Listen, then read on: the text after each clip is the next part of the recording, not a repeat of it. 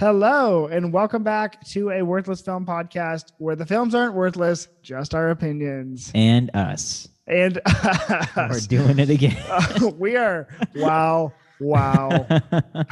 We're just starting hot today. We're just exactly. Yeah. I'm always hot. Yeah. Oh, Jack's smoking hot. Not like that. Follow him on Instagram. I'm just really sweaty. He's also taken, so don't worry about it. Hey, baby girl. Jack, what did we watch this week? Okay, so Cameron, little do you know, or little do not you know, because you know. Little do some people know that a movie called Zack Snyder's Justice League is coming out pretty soon here. Yeah. The fabled movie. And this is kind fabled. That's a good adjective. Yeah, there's this whole mythology to it. A mythology that Zack Snyder himself loves participating in. Mm-hmm. And I think if he hadn't been participating in it for this long, this movie would not be getting made. Yeah. You know, big shout out to the release, the Snyder Cut fanboys. I personally am not a huge proponent of that movement. Yeah. But whether or not I agree with Zack Snyder's choices, I just think that, when it comes to a fan movement, look no further than this and Sonic the Hedgehog. And a fan movement getting it done too. And now they've already moved on because after the Snyder Cut got released, now it's the Ayer cut. Everyone's all about the Ayer cut for Suicide Squad, which is a lot less enthusiasm, I would say, probably. But I'm let's all just calm down. Yeah. Okay, but Cameron, so the movie that started this whole saga off of what the Zack Snyder Justice League might look like is Batman v Superman, and we watched that this week. Because, Man of Steel came first, but BVS is kind of where, the Justice League, gears started grinding hard. Yeah, it's and that's almost, I don't want to be mean, but I feel like that's one of the faults with this movie is that they were rushing. Oh, they were trying to build a universe, and you could tell they were trying to build a universe. Yeah. So we see that, but no matter what, this is the universe we have, and I think you and I were right, and for the fans too. We didn't just watch the regular theatrical cut; we watched the Ultimate Edition, and which is the only truly watchable edition. Trying to go back to the standard edition after watching the Ultimate Edition, it's pretty rough. Yeah, and so it's just we have the means of storytelling, and I think it's really important to note too that this is not the same writing team that we had in the last movie. This is Chris Terrio and David S. Goyer. Christopher Nolan was a writer on Man of Steel. And I think upon watching it this time, so close back to back, I see the differences without Christopher Nolan's voice within the script. Yeah, exactly. How do you feel are you familiar with Chris Terrio's other work? No, because I think I looked up some of his stuff after seeing that. Do you have it on hand? Well, so he wrote The Rise of Skywalker. Oh yes, because I remember seeing his name on other stuff, and I was like, oh, I don't know, I'm a huge fan. Yeah, he wrote a lot of his Rise of Skywalker, and we all know how that turned out. So I would argue Chris Terrio and Simon Kinberg are probably birds of a feather. Oh, exactly. Yes, that's a great example. But for the fans, Zack Snyder's Justice League, if you look at the writing credits, Chris Terrio is in the writing credits. So I think you want a very clear vision of what to expect in that movie, look no further. Yeah. Him and Simon Kinberg are two people that I am constantly surprised by the amount of second chances they get. Yes. When working on things. But yeah. So yeah, Chris Terrio is not my favorite writer of all time. For the record, for the people that don't know, Simon Kinberg is the notorious writer of so much of the Fox X-Men franchise. Mm-hmm. Bad in the X-Men franchise. It's like, oh my gosh, we're going back to this guy. He did X3. He did the most recently Dark Phoenix. I'm pretty sure he did X-Men Apocalypse. He had his fingerprints on a lot of the missteps, but and I don't blame them. I don't blame them for writing, and I don't want to knock anyone either. It's just this is good for them for being writers in Hollywood. They're living their dream, and whether or not Yeah. Whether or not their vision is my vision, I don't know if it's necessarily false either. Mm-hmm. Yeah, I mean, I'm not really a huge fan, but I'm not a fan. I'm not. I didn't yeah, say I'm yeah. a fan. Yeah. I just don't want to knock them. I don't want this Yeah. to be like a place where we are just in a negative space, because I'm like, we are here to Yeah. celebrate these films. Yeah, exactly. I mean, I think we could be honest without being negative. Exactly. All right, It's like, let's yeah. say that. That's good. Honestly, I think their work isn't that great, but Yeah. Honestly, I'm not going to burn down their house because of it. yeah. I'm not even gonna tweet at them because of it. So, um, True. only tweet people if you have something nice to say. That's all I. Exactly. Here's a Cameron rant for you. So yeah, no, this film's directed by Zack Snyder, written by Chris Terrio and David S. Goyer. Mm. Jack, do you just want to get into it? This is a Let's whole get into heck it. of a lot of a movie. I 3 hours worth or whatever. Yeah. To chump through. I mean, we could probably skip some of it, but no, it's a lot of movie though. I don't know. I have questions. I have a lot of notes, I realize, but I hit me with it. Okay, so first and foremost, one of the biggest, I think, marketing campaigns around this was Ben Affleck's Batman, and the take that we got, because this is obviously the first Batman post Christian Bale, and not long after Christian Bale. I think this movie came out 2016, either 2015 or 2016. 2016, yeah. Right off the heels of 2013, so 3 years after Dark Knight Returns. Yeah. Or no, that was 2012, so 4 years. It's under a decade, 5 years. But it was announced like the next year. So yeah. we had 3 years to kind of sit with this news, and it was very controversial at the time. Like there were petitions, like people were freaking out online about Ben Affleck being Batman. And I think like things were really contentious around it until we kind of saw that first photo. Like that black and white photo. I was like, okay, like I can kind of see it a little bit. Like he's kind of hulked out, and he's like a much different kind of Batman. Yeah, and especially too, like a lot of that criticism is based on his portrayal as Daredevil, which is funny too, because that Daredevil movie was based on the Frank Miller Daredevil run, and then this is based on Frank Miller's Batman run, and so looks like Ben Affleck is the flagship Frank Miller actor. Yeah. So wait, how did you feel about his portrayal? So I feel like so I'm very hot and cold on his portrayal in this film. Yeah. So I love him as Batman.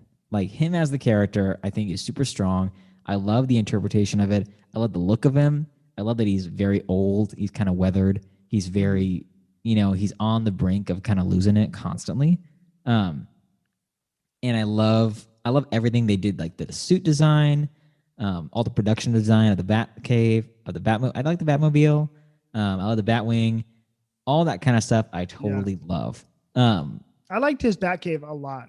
It's very cool, and it feels like a very functional Batcave, like an actual. Yeah. It feels like something a Batcave. I feel like a very rich Batman would have, rather than just like a little pit with like some stuff in it. Yeah, it was. He comes from old money, but it's not like but the whole mansion and the Batcave. Sorry to interrupt you, but like no, you're good. They're so sleek, and I just love. This is my favorite Batmobile by far. So yeah, no, it's awesome. So everything about him is I think is so strong and is so good. The fact that he's a murderer, I don't love so much about in this movie. This just creates so many problems. Like seeing him, I wish in this film they would have, because I don't mind the idea of him being like very weathered and like on the brink and kind of losing his grip on things a lot. And like, I wish they would adjusted it slightly to have him, be on the brink of killing people and like almost crossing that line or going way too far, but having him just like gun down people in his car, like, or the Batman be like willy nilly and just like busting people's heads into their bleeding and like, just like blatantly killing people, like no questions about it. It kind of breaks the character. It does. It's like, why is the Joker still alive? Yeah. If he is just like busting heads of regular henchmen, like no big deal, what possible reason could he have for his arch enemy still breathing? It makes zero sense for the character at this point. So like that's the kind of thing that I'm like, man, I wish. And then we get to the nightmare sequence. If he is killing there, oh my that's gosh, different. Like I'm totally fine with that. No, because it's an injustice situation at that point. Like the world is over. Like those rules don't matter anymore. But seeing him in like the regular world, just like busting heads and like blowing people up, I'm like, this makes zero sense now. Yeah, I think I agree with you there. But you know what blows my mind, and this is just me being a core Batman fan, or just like just when it comes to the principles of a character, and I don't think anyone's principles are as like concrete as Batman's. You know what I mean? Yeah. He doesn't kill. He doesn't use a gun. Like that's what, and both those rules were broken for me here.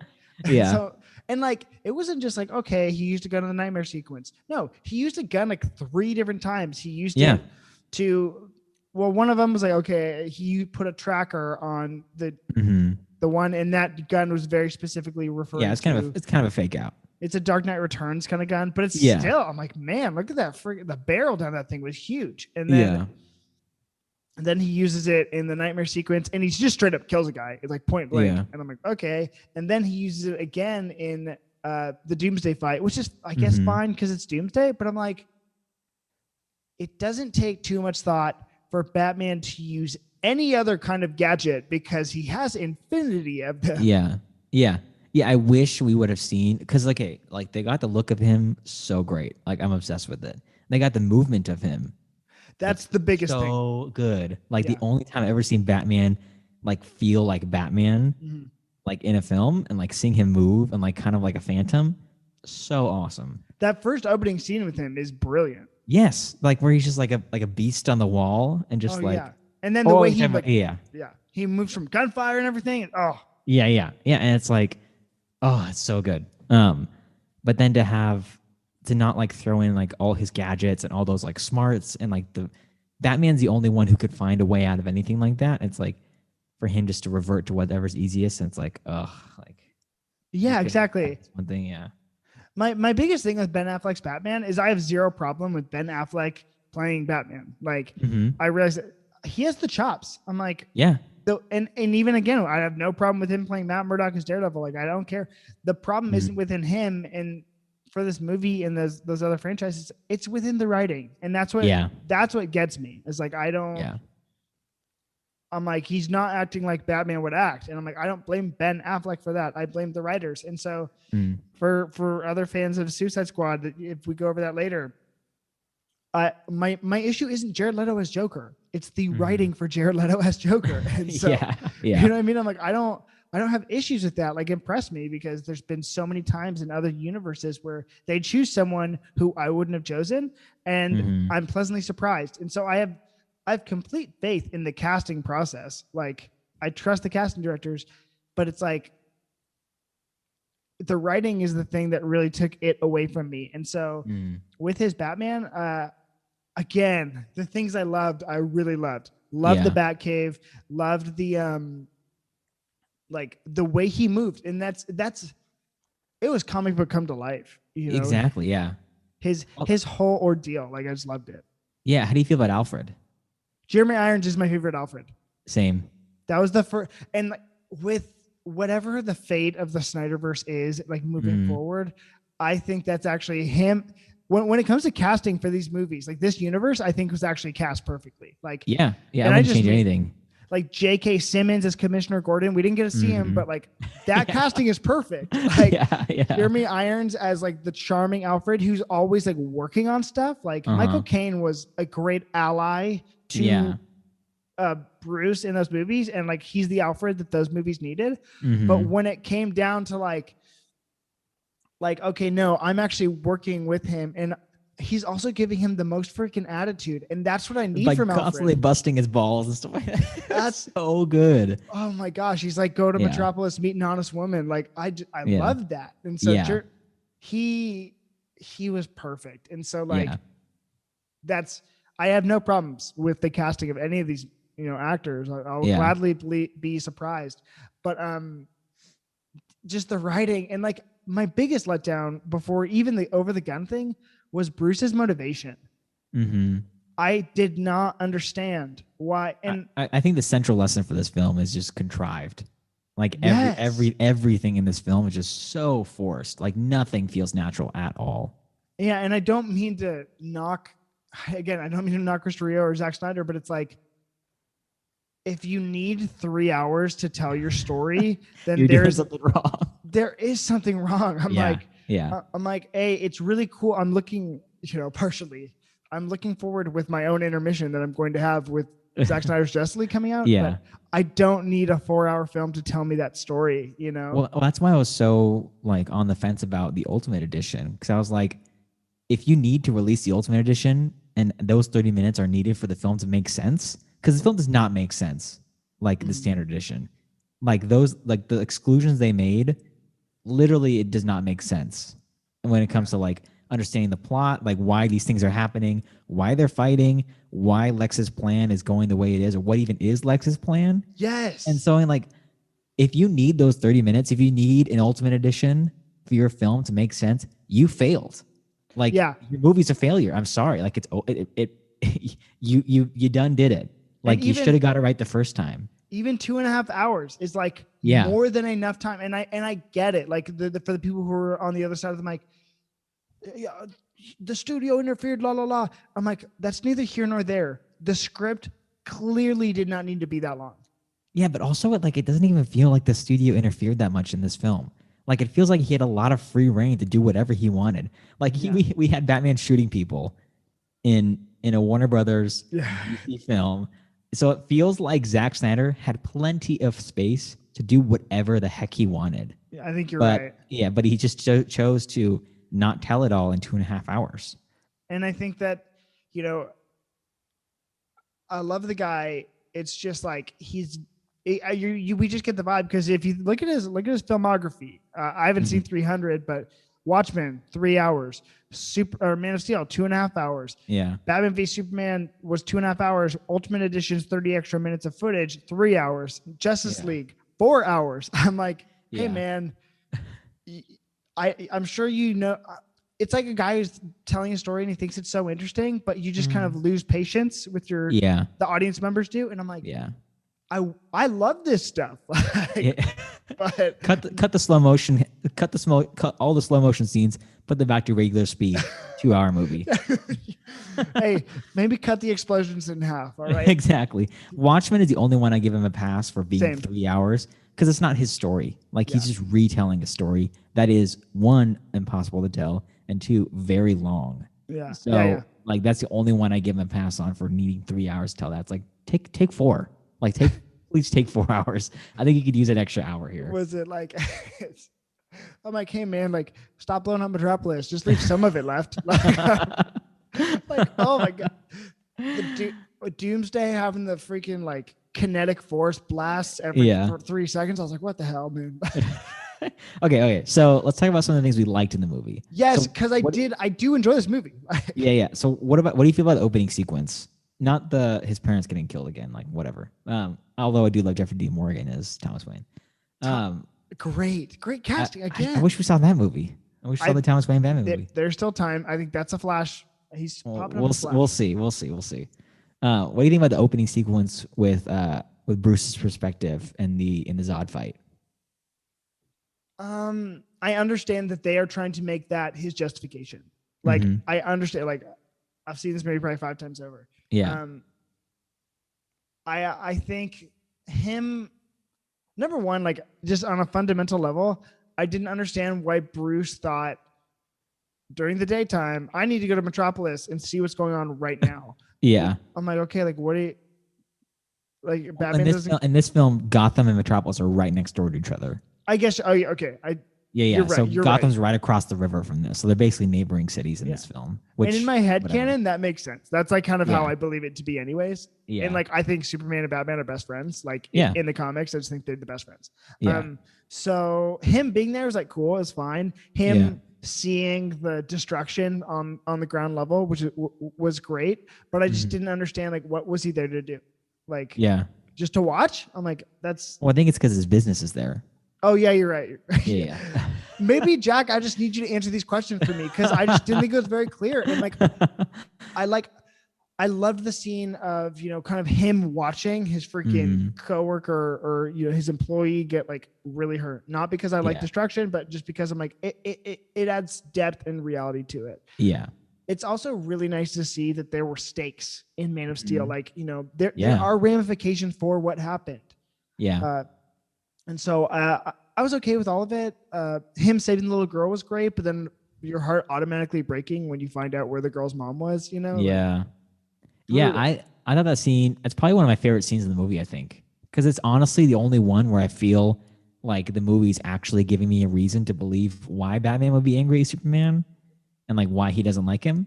Mm-hmm. Because we're seeing where he's not in the suit. He doesn't have all his resources with it readily available with him right at that second. He's just a guy watching two gods destroy an entire city right in front of him and watching his friends die right in front of him. Yeah. And to see him just like barrel into the smoke, like while everyone's running away, just trying to figure out what he can do and realizing how powerless and small he actually is while, these two super beings destroy the world. I was like, okay, like I totally believe why he would be upset with this, for one, and two, why this is probably making him feel so insecure and so small, because he was probably top dog before all this. Like, he's the Batman. Like, he's a legend. And then now he's seeing these two beings who are so far beyond his scope and beyond his capacity to handle, like destroying everything around him and all his friends and people he cares about. So I was like, okay, like I was totally on board with it. Yeah. It felt kind of like hindsight bias and like trying to understand some of the destruction, which is great, but it worked out. Like, I liked that sequence. And I just, I think from there, it was kind of modern, like going back to Batman, like it, because isn't it right after that the Batman sequence happens? With him and the cops? Yeah. I think it's shortly after that. Yeah. I was like he brands the guy. Yeah. Yeah. I was, because then him, so you saw that Bruce Wayne and then you saw him as Batman. I really like both of those scenes. Yeah. What do you feel? How do you feel about him branding people? Unnecessary. Yeah. I'm like, what? It's just the goofy world of this movie. Like, it's so goofy. Like, remember when we were talking about the Martha Kent of Superman and Lois? Yeah.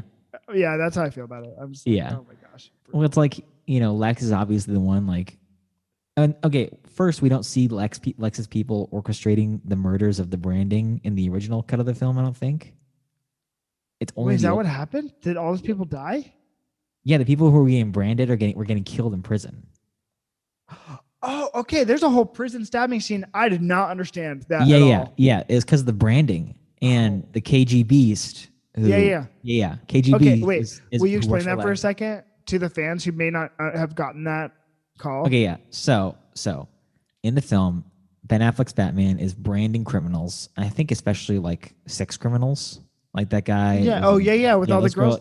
Those girls were like definitely not there willingly. So he's branding these people, and when they go to prison, these people are getting murdered, and it's obvious. And this is something that's like kind of setting up the conflict between Superman, why Superman's angry at Batman, or why he thinks he's bad for the city. In that Clark Kent is reading this in the paper, how Batman's branding is basically a death sentence for these prisoners. And he's like, wow, this is really messed up. This is way over the top. Batman is knowingly killing these people or sending these people to their death. And what we don't see in the original cut of the film is that one of Lex Luthor's henchmen, a.k.a. the KG Beast from the comics, I can't remember his real name. It doesn't. It's different, but anyways. Yeah, it's different all the time. But he goes and pays off like one of the prison mob, like one of the guys on the inside to like shank these people with the brand on him. So Lex Luthor is doing this to contrive like a conflict between Superman versus Batman, like make Superman angry that the Batman exists and that he's doing these kinds of things. But also, and we only see this in the Ultimate Edition of the film, so it makes no sense in the original cut. I didn't think it made sense in the Ultimate Edition. It's very quick. But also, like, Batman knows that these people are getting killed anyways later, and he's still branding people anyway. So I'm like, why is Batman branding people? He's a douche. I just thought, I was like, that's so dark and it's unnecessary. And now I'm like, okay, well, that's See, like that didn't need to be in the movie. That's just me. Yeah, it didn't need to be in the movie though. Like But for whatever. they had to find some reason for Superman to be angry at Batman. Yeah, and I was like, I kind of got the vibe that like I understand Clark's perspective. Like I understand Clark's problem with Batman just on a fundamental level, and they could have really leaned into that where it's like that he doesn't approve of Batman's methods, which makes sense. And obviously, we understand why Batman doesn't approve of Clark's methods. Yeah. Like because he witnessed that destruction happening. And it was when Bruce was telling Alfred that like he's like, oh, if there's a 1% chance that he could turn on us, we have to take that as an absolute certainty. And I'm like that math does not add up. Yeah, like honestly, do you though? Like really? Yeah. And he just took it like so far. I was like, yeah, what the heck, man? Like, yeah, because they leaned into what Clark's biggest fear was in Man of Steel, which is like the trust of humanity. Like, was humanity ready for him? And it's like Bruce is literally there proving that they're not, even though all he has done is help. And that's again Jeremy Irons Alfred coming to the win because he's like, he has done nothing but help. Yeah. Well, honestly, and also like Superman versus Zod was like Superman's first day of being Superman. Yeah, like he hadn't done anything since then. It was the first guy he was facing. Like he did the best he could. Yeah, like he destroyed a city, but he did the best he could. He really did. Okay, so now we have some understanding of Batman and that and his reactions. How do we feel about Lex Luthor? Because Jesse Eisenberg's so with all the casting in this, how did you initially feel do you remember how you felt when you found out he was being cast? When I said earlier in the podcast that I was totally on board for all the casting in this, I completely forgot about Lex Luthor. So I reversed that statement. I am not totally on board for all the casting in this because I've seen it. I understand what they're going for, and I still hate it. I hate the Jim Carrey, Mark Zuckerberg, tech guy shtick. It's horrible, and it makes me so uncomfortable. So do you feel like Jesse Eisenberg was the problem, or that the writing was the problem? Because that was me. I thought the writing was the problem. I think the writing was the bigger problem. Yeah. But like also like that choice of a performance. Oh yeah. I just completely disagree with. I don't mind Jesse Eisenberg as an actor. I think he's an amazing actor, honestly. Like I feel like he's a way underrated actor, especially nowadays. Go check out Squid and the Whale. Yeah, like he did Social Network was really big, but like I feel like he hasn't done like really big things recently. Yeah. But he's so solid. And he's I listened to a bunch of interviews with him. He's like the kind of dude that just like loves the craft. He doesn't want any of the fame. And so this was the wrong franchise for this guy. Yeah, and he was scarier in Social Network, like playing Mark Zuckerberg himself. Like he was way scarier in that film. So it's like, just do that again. Like if you're gonna do the tech guy, just do that performance again, because that was more menacing than your Jim Carrey impressions and your weird ooh sounds. I'm like, he kind of leaned in too much of the slapstick of, oh my gosh, Gene Hackman of the first Lex Luthor. Yeah, and like for the fans, like I like Gene Hackman as Lex Luthor. He fit that mold. I did not like Jesse Eisenberg's. And when it comes to like understanding motivation of characters, I did not understand a single part of his motivation. Like his reason, because I saw, I could make some of the parts of Batman's motivation. I could not for the life of me. It's like he said, if God is all powerful, he can't be all good. If God is all good, he can't be all powerful. And I'm like, you are a first semester philosophy student. This is who talks nonsense. Like that. Yeah. It did not sound like a regular person who exists in the world. And like it sounded like he was barely functioning, like to make sentences aside from his weird, like philosophical one-liners he heard one time. Yeah. It's like the red capes are coming. And I'm like, that has nothing to do with anything. Yeah. What does that even mean? It's good for a trailer, I guess. Maybe. It was like that was the one. And I think Lex Luthor is one of the most compelling comic book villains. I'd put him on my Mount Rushmore of comic villains. Should have just got Giancarlo Esposito. Who's that? What? That's a Gus Fring, Breaking Bad, and Moff Gideon, Mandalorian. Yes. And what's his face from The Boys? Oh yeah. He's the bad guy in everything nowadays. But you know who was down to play Lex Luthor that all the fans are like so hyped is Bryan Cranston, and that would have been he was the obvious choice. Yeah.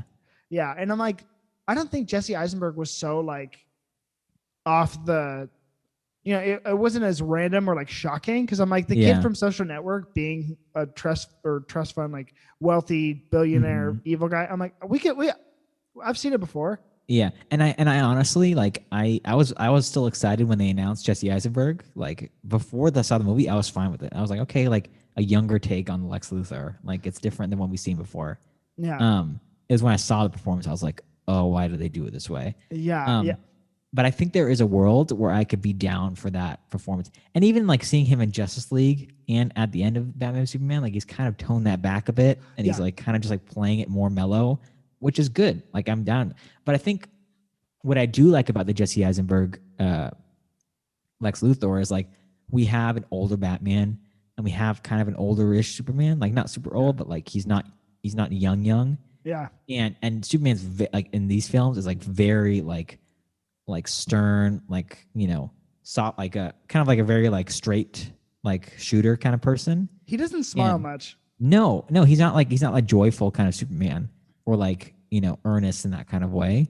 And so I like the idea. I don't mind the idea of like a young, kind of like pushing against that kind of mannerism, Lex Luthor, and to where he's kind of like trying to not combat that with like more like bullheadedness or like strength or like masculine energy in that way, but it's more so trying to like break him down from a different angle and trying to be like, oh yeah, like I'm having fun with this. Like I'm smarter than you, and I'm kind of like it is kind of a game to me, and I'm toying with you. I like that a lot, and I like having Lex Luthor in these films like kind of bring a different energy to not match the energy, but to bring a different one to kind of combat it.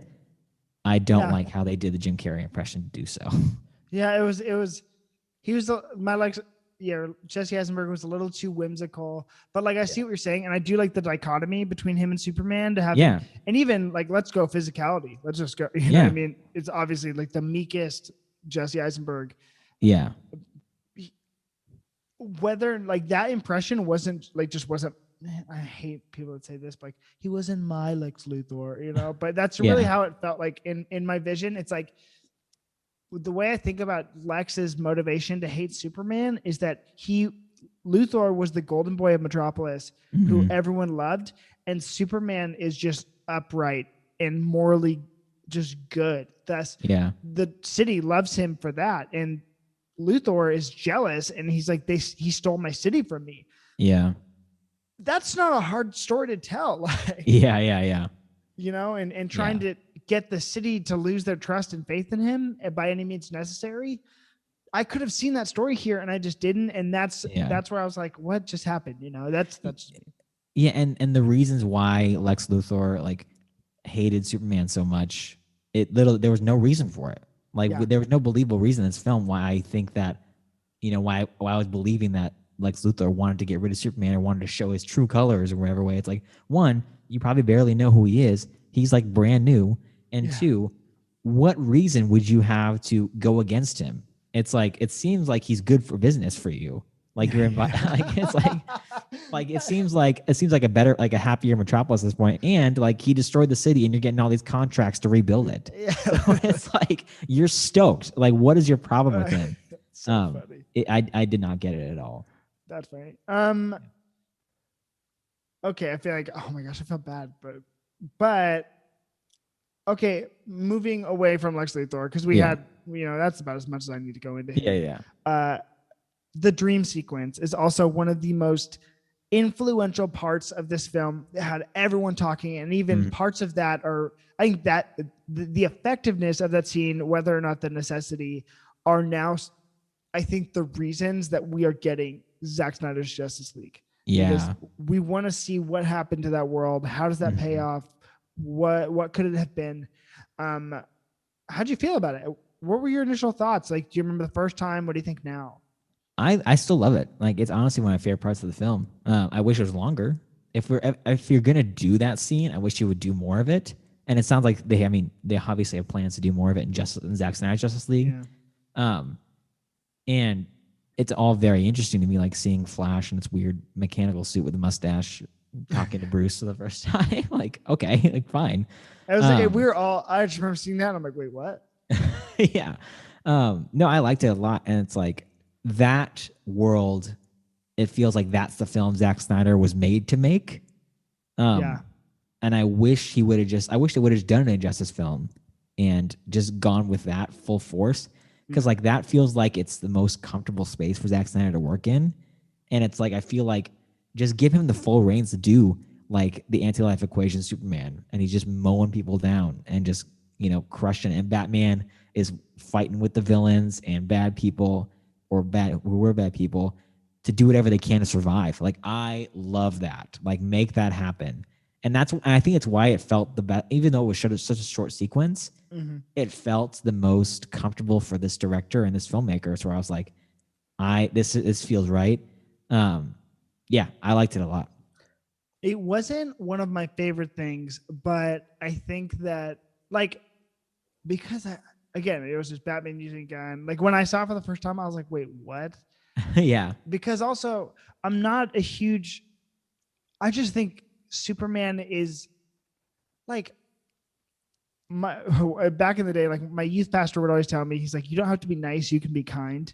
Mm-hmm. I think one of the things about Superman, though, one of the main characteristics is he is nice, Yeah. and like the lack of that kind of like just uh, Superman pleasantness that I saw. Yeah. And maybe the hokiness, because I do think there's a hokey aspect to him, but Yeah. when it's leaned into appropriately, like it can be one of the best features of the character. Mm. Obviously, I didn't see any of that in that sequence, and it was just like really leaning into this unjustified to fear that Batman had. And I think what we're going to see, and I think what Snyder was trying to portray in that sequence was that Batman isn't afraid of the potential of Superman. Batman was actually always going to be. Batman was afraid Superman was going to be Darkseid, Mm-hmm. and so he's like, "Wow, this guy died for me, and like died for this world against Doomsday. I had no reason to be afraid of him. Yeah. Just wait till he sees Darkseid, because the Yeah. Omega symbol, and then you get the parademons fly through, and it's like, oh, I had no reason to be afraid of him, and I think we're going to see potentially Batman relive that. Because I'm like, now that I think about the heat vision Superman was using to mow people down, Darkseid has Omega beams that he'll just freaking laser people. And what if Batman's the only one to survive left? Like, what have you? I think that we're going to see the ramifications of that in that Justice League movie, which are going to be fine and dandy. But I also am so not a fan of Superman turning evil, or them using an Elseworld story to the story based on a video game to like perpetuate the films. Cause I'm like, we have 80 years of stories. Like, well, so, okay. Are you familiar with, cause at this point when this film was being made, Zack Snyder was planning to make 3 Justice League films. Like that's what he was signed up for. And that's what he was scripting out. Yeah. So are you familiar with what he had planned for those different sequels? I have some idea. Cause I remember here, can I tell you? And then can you correct me? Yeah, okay. For sure. Because I originally had thought that it was going to be Man of Steel, Batman v Superman, Justice League 1, Justice League 2. And in Justice League 1, the Justice League fails against, or they beat Justice League 1, they fight Steppenwolf just to, like, at the end, meet Darkseid.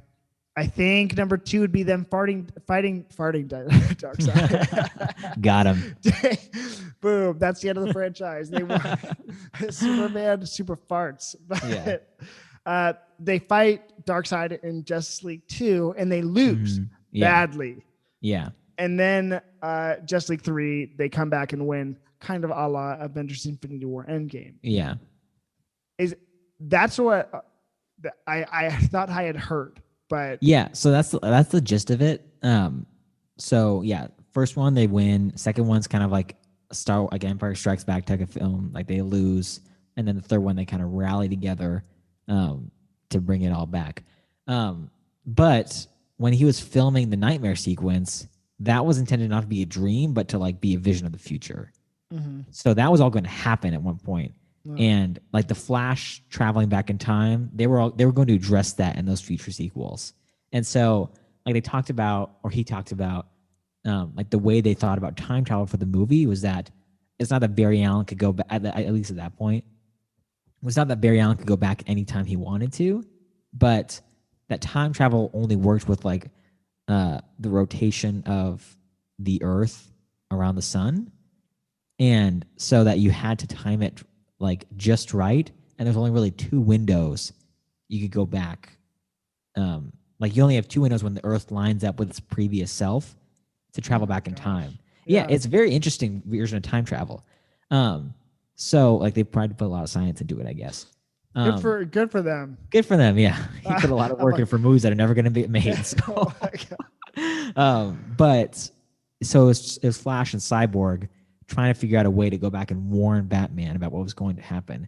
Because I think at the end of the second film, Darkseid was going to boom in and kill Lois Lane. Yeah, because Lois is the key, and that's kind of the main thing in the Injustice universe too. Yeah, it's like Darkseid's going to come in, boom in, and kill Lois Lane, and then Superman's going to succumb to the anti-life equation. Yeah. So Flash and Cyborg were trying to like travel back in time to prevent that from happening.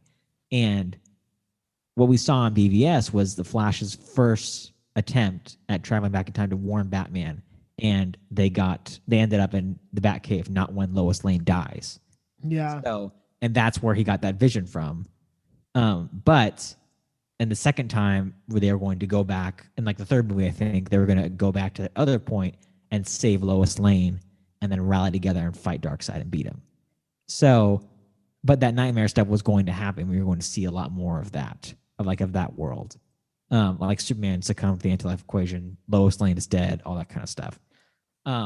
So whatever to that. That sounds fine. It's really, and this is just where I don't align with Snyder fans. It's just like,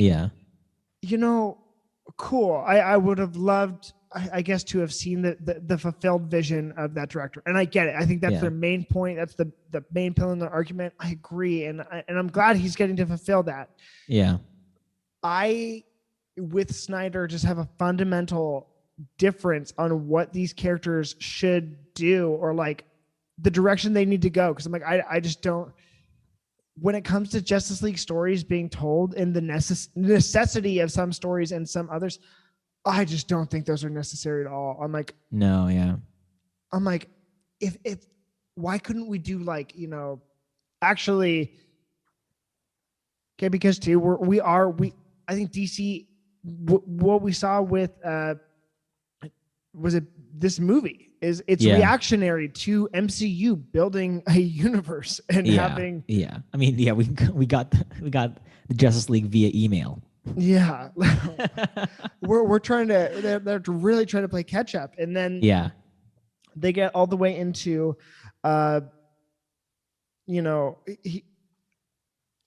they're trying to build up the fourth world, which I'm a huge fan of. And that's like the New Gods, Darkseid, and Apocalypse, and Highfather, the rest. Yeah. I get it. And I'm such a fan of that universe, but like, I just don't think we can ever see that again, or we are never going to live in a world where fans are going to really know the ramifications of Darkseid, because we have Thanos. And Thanos in the comics is a fat ripoff of Darkseid. Yeah. Like not that great a character in the comic books. Not as good as he has been lately, which is, I'm like, obviously I'm pro good stories for all characters. Yeah. But like Darkseid is the one, like anti-life equation over Infinity Gauntlet, in my opinion. Yeah. And so, well, it's because they gave him room to breathe and develop. Exactly. They gave him a whole movie. He was the protagonist of Infinity War. Well, they gave him like 18 movies before that to kind of lurk in the background and like stretch his legs so that we saw him, we were ready for him. Oh yeah. And so it was fun, and that's great. I think you're totally right. Stretch legs in the background. That's a great way to put that. I just don't know if DC ever kind of had a fighting chance to be able to tell quite that story. But going back to, I guess, the Whedon cut or the course correction they did with Eisenberg's Lex Luthor. Yeah. Marvel doesn't have a freaking Injustice Society or that could have been one of, and I don't think we'll ever see it, which just makes me so I sad. I think that was in the original cut of the film. Like, I think we're going to see that again in the Snyder cut. I I think they just shot a different version of it for the Whedon cut.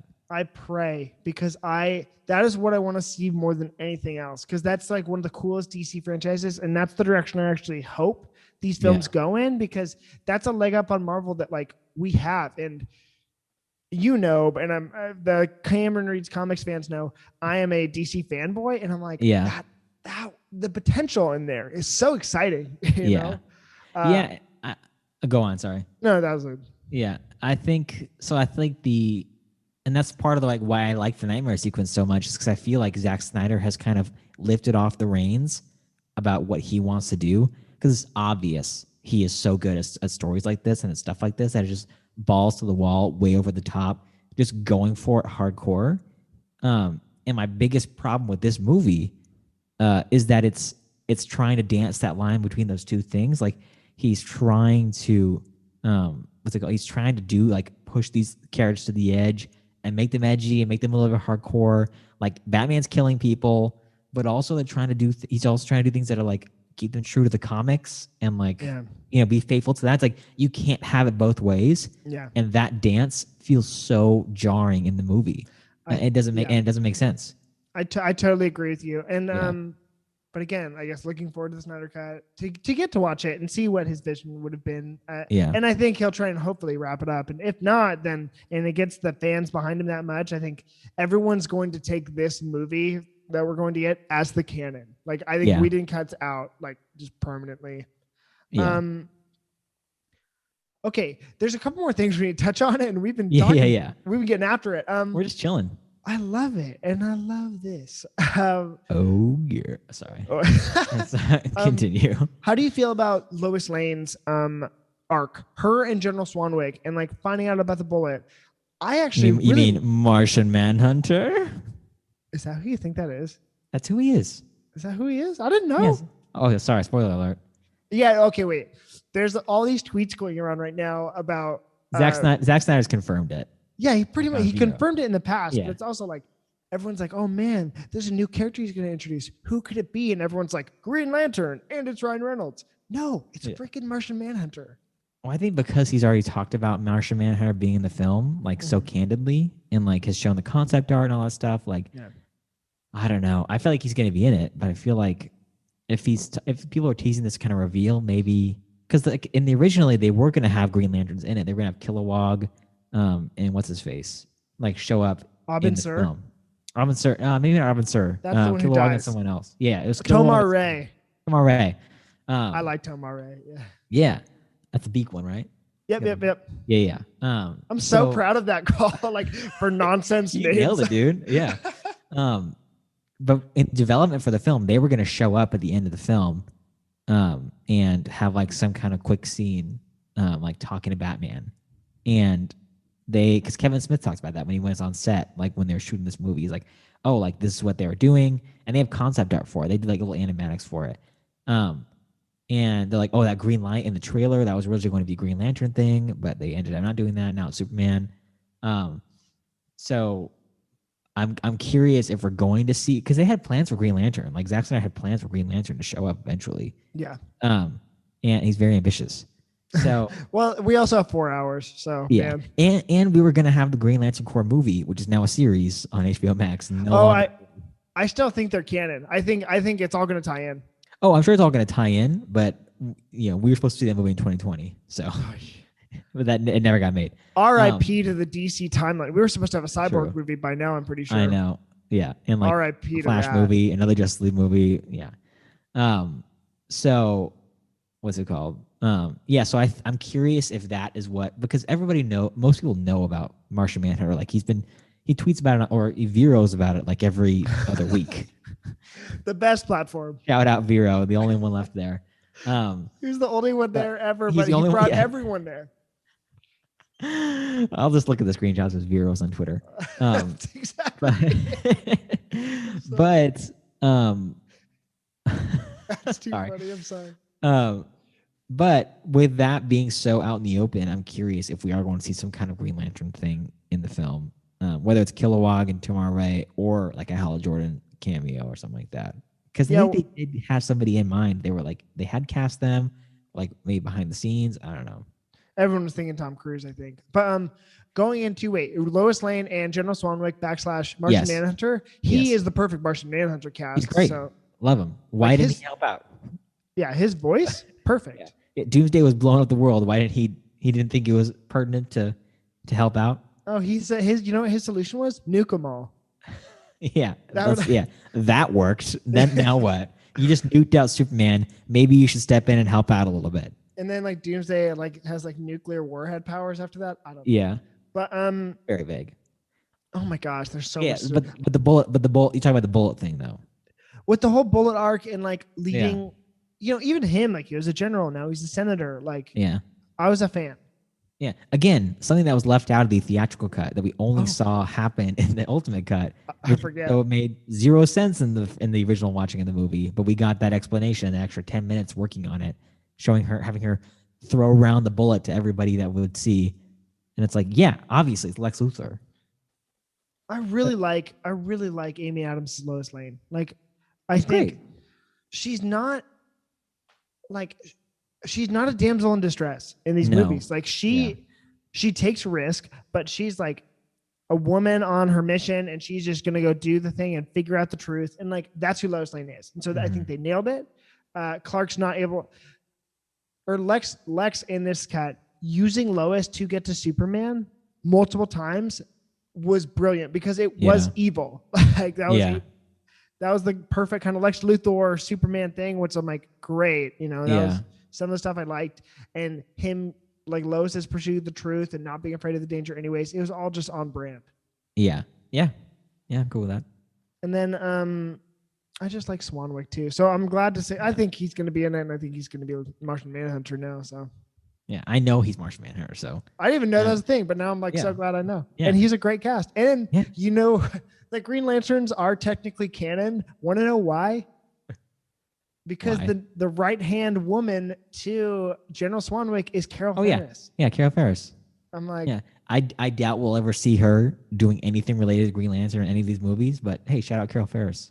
Carol Ferris, Star Sapphire. She's actually Star Sapphire in the next Justice League. You don't know. I doubt we'll ever see her Star Sapphire, but Star Sapphire in Justice League Unlimited though. Oh my gosh, wonderful. Crush. What? She was your crush? Don't worry about it. I was like, she's got kind of a belly button piercing, but it's also a jewel that gives her powers. Okay. I guess there's 2 more major plot beats I want to hit. Yeah. Or 3. Okay. Hit me with them. Number 1, the Martha scene. Oh. What's the verdict? I feel like this has been talked about so many times, so I don't feel the need to get like way too into it. Wait, first off, the fight itself, like the most contrived fight, like ever. Do you think there should have been a clear winner?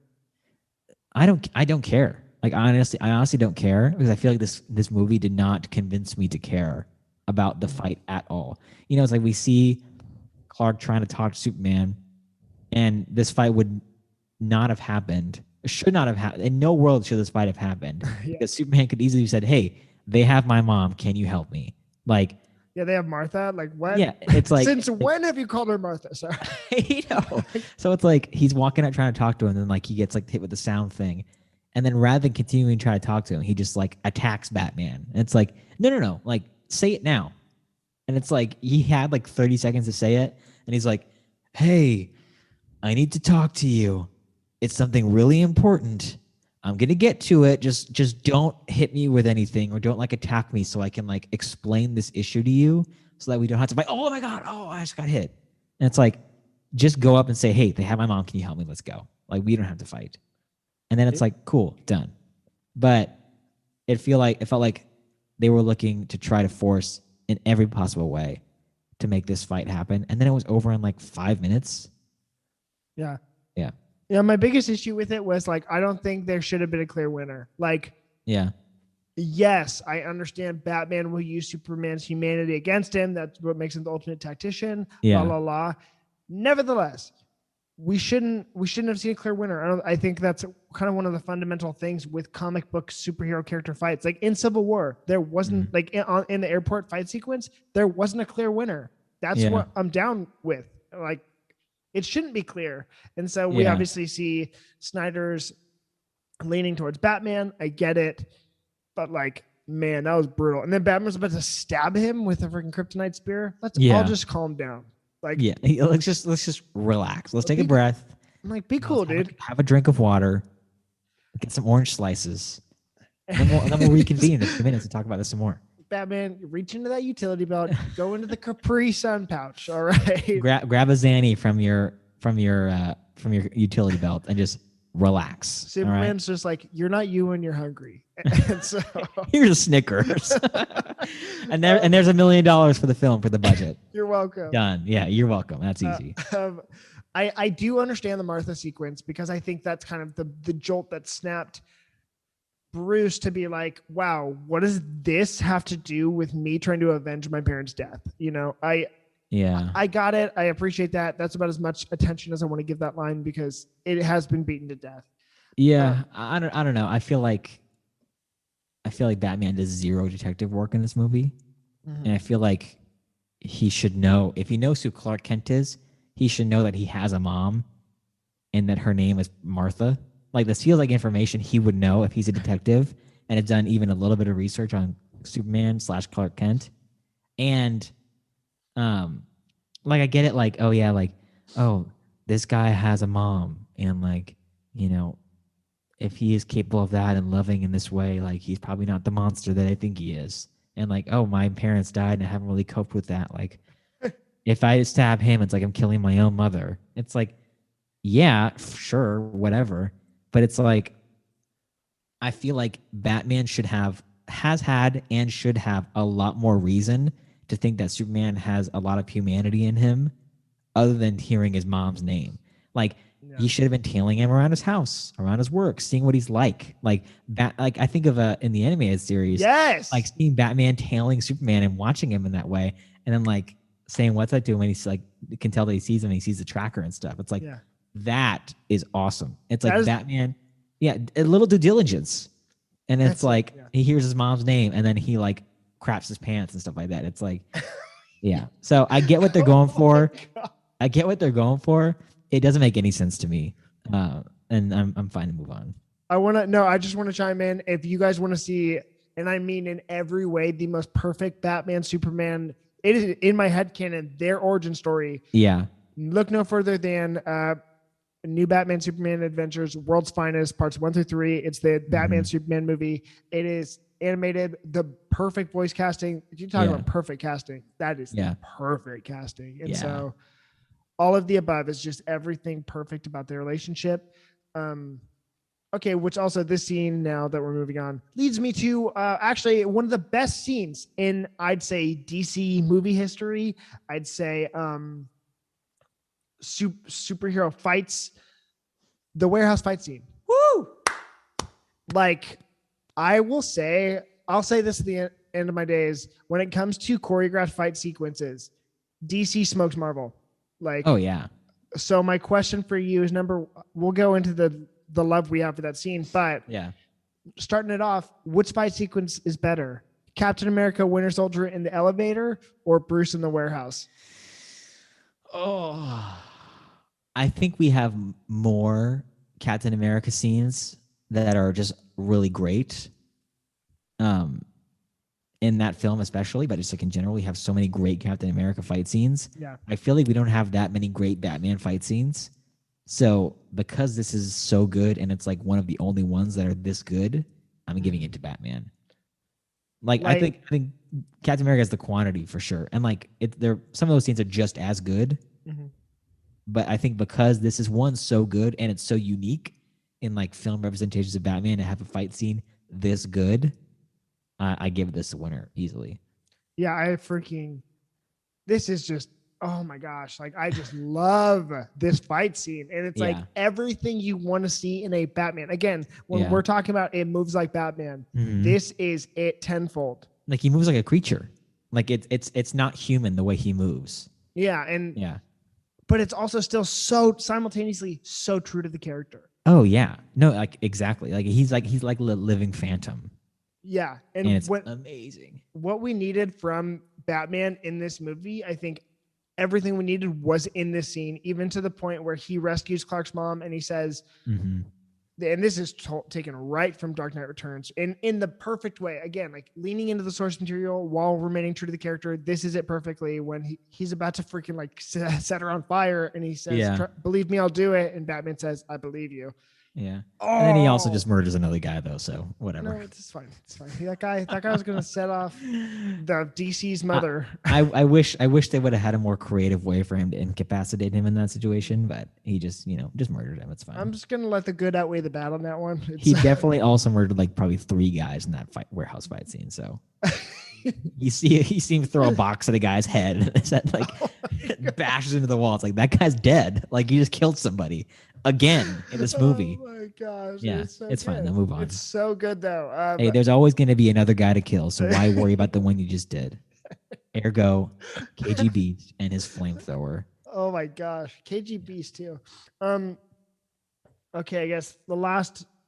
I'm gonna squeeze this into 2, which actually also that one led into my favorite line, which was, "I'm a friend of your son's," which is, I'm like, that's okay. That's Batman. fun. Nice. Yeah, but like, are you guys friends though? Like, you literally just met and you just almost killed him, and now you're like, I'd say like workmates, co-workers maybe. If anything, they're acquaintances because he did just try and kill him. Loose acquaintances. Yeah. He sends him a Christmas card. Exactly. Yeah. Now it goes into this is the scene where it officially went overboard for me because in everything we've talked about, I thought they were trying to squeeze a lot into this movie. Yeah. The final fight scene with Darkseid or Doomsday, where Lex Luthor uses his body to, create Zod's body to create Doomsday, is officially when I think the movie goes off the rails and they loosely adapt Death of Superman into the film. Wow. For me, the film lost me before that. Oh, really? But yeah, I think it lost me at the fight scenes because it literally it felt so forced and so contrived. Yeah, I wasn't buying it at that point. But this was definitely a step for the worst. And yeah. I think so too. It's just like, and it was so excessive with the violence. Obviously, that was when it comes gratuitous.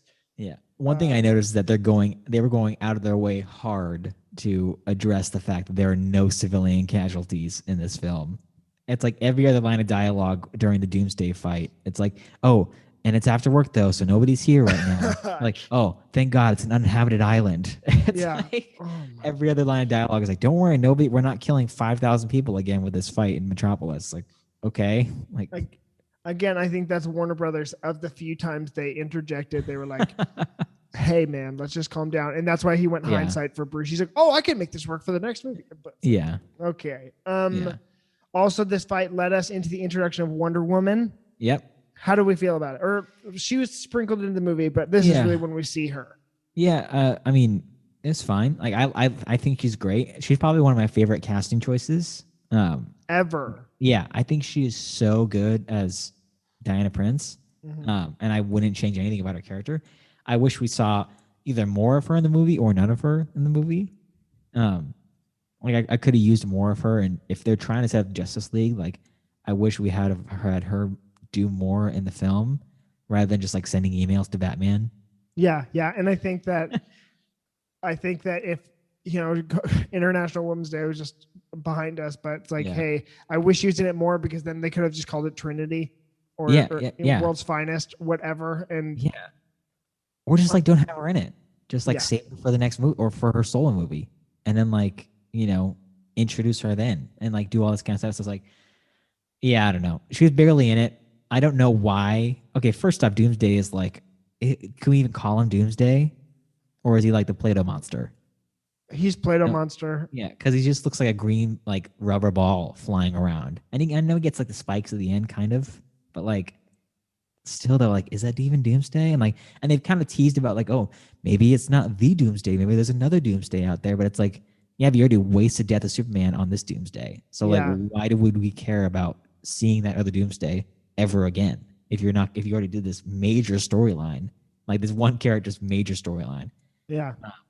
So, but it's like also like, why why did Superman feel the need to carry the spear and like sacrifice himself when we have Wonder Woman who is doing great She and was could easily chuck that spear into Doomsday and the fight's over.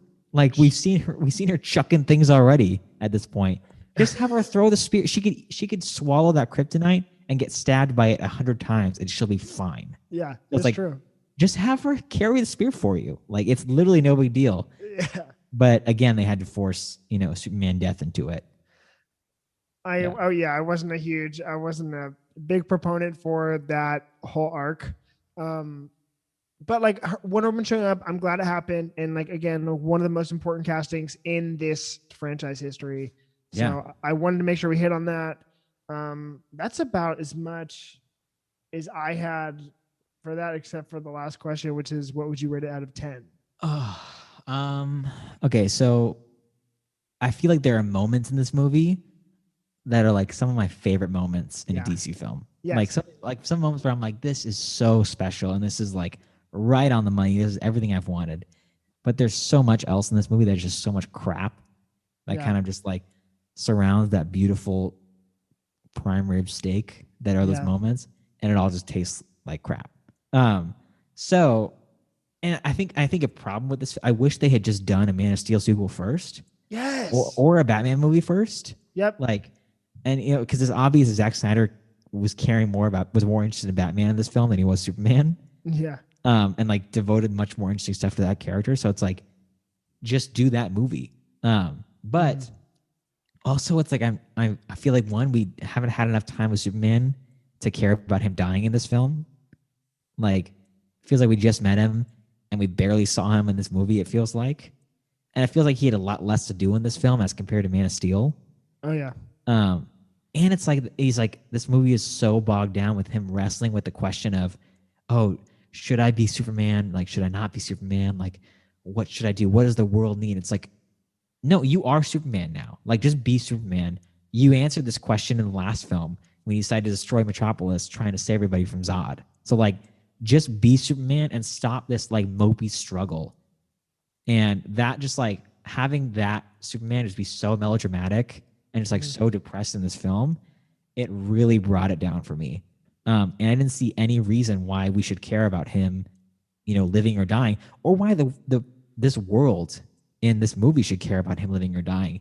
If anything, it sounds like this world will be better off if he's dead, because now we're not having like the Metropolis be destroyed every like couple months.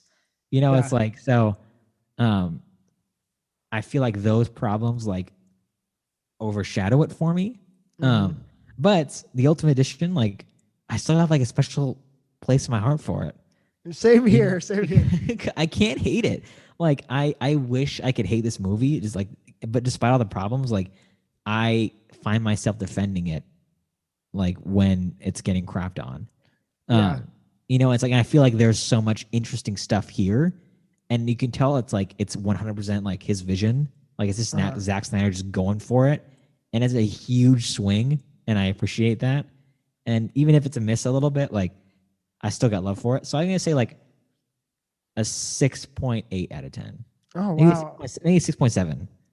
You're nice, and I really do agree. I think with a lot. I think the one thing I would have just loved, more time with all this. It's like flesh it out a little bit more. You don't have to rush it, because again, like I don't know if we talked about this last time, or we talked about this in Superman and Lois a little bit, but like I'd rather have just a couple really good pieces of content as opposed to like 20 I'd rather have a 9-episode season than a 26-episode season if it's going to take its time and like be good, as opposed to forcing a lot of things to happen. And so I think this one suffered a little bit from just trying to play catch up and trying to make a lot of things happen.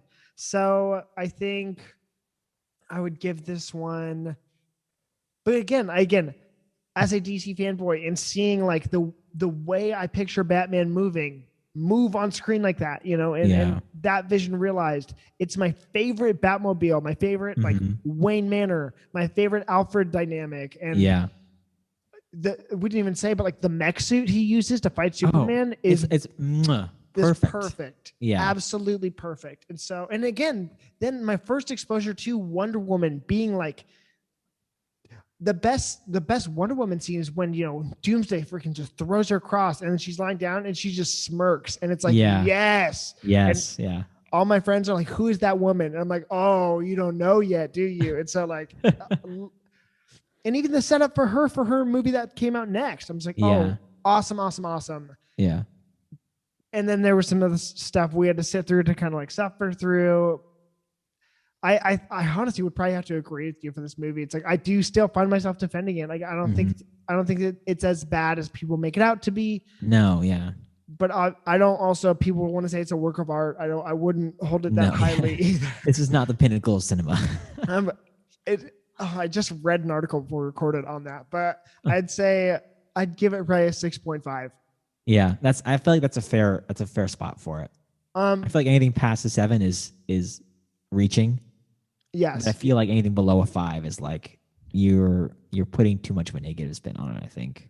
I'm like, sometimes we just go to the movies to have fun, and I think this is one of those times where we got to have fun at the movies. It's a wacky movie. Like there's so much in this movie that is just like so over the top, and I'm fine with that. Like I'm down. I think I agree with you. And now I'm kind of really excited.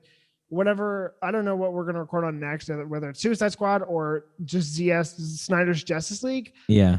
I'm looking forward to it. Yeah. And again, it's like, I just want to see, even if I disagree with the vision that Zack Snyder has portrayed, I want to see him just have the space to just like finish that vision. Because I'm truly so curious to see where he was intending to go with this, because it's such a huge swing and he packs so much into it. To where it's like I can't help but be incredibly curious about what his bigger plans were, and just get to see those at least somewhat fleshed out in a film or 4 hours, which is like a film and like a little bit more for him. Which is probably like 4 hours, probably like a feature film length for him. So that's one. Yeah. That's exactly it. I'm like, it's cool too, though. I love the marketing campaign for this entire franchise too, or like this Snyder Cut, because they have not. Yeah. They have really not showed us anything, which is great news. And so, and it's also kind of the luxury of knowing that most people have already seen the movie. Yeah, right. We've heard a lot about it, and so just excited, just looking forward to it. I'm pumped. Great. Well, thanks for hanging out with us. Yeah, thank you, everybody. Where can they find us, Cameron? Oh, yes. If you guys want to hear me talk about comic books, we're actually in the middle of a Falcon Winter Soldier episodic review. So we just did WandaVision review. Dang. We read Invincible. We're going to watch that next. Go check out my weekly comic podcast called Cameron Reads Comics. Make sure to like and subscribe and give us a 5-star rating and review on iTunes. Obviously, let's give a worthless film podcast 5 stars. All the rest on iTunes. If you want to check out these episodes on YouTube, all of these you're listening to are going to be available on YouTube. So yes, so awesome. There's some good news. We will have an Instagram incoming, and we have an email incoming. Oh, great! I think we have an email. I'll put it in the chat. I think it's whatthefilmpod@gmail.com. So if you want to email us about something and just chat, or send us a recommendation for a movie to watch, or a comic to read, or a newspaper to read, or a televisual to, I don't know. Anyways, I don't know. But feel free to message us something. And that's it. Good. I also want to say I want to make it crystal clear. This isn't a podcast about comics and comic film. That's just kind of what we stumbled into at the beginning. We just chat about whatever here. Yes. So we are just going to be talking pop culture content, and it's going to be fun. So stick around. Yeah. Our hopes and dreams travel with you.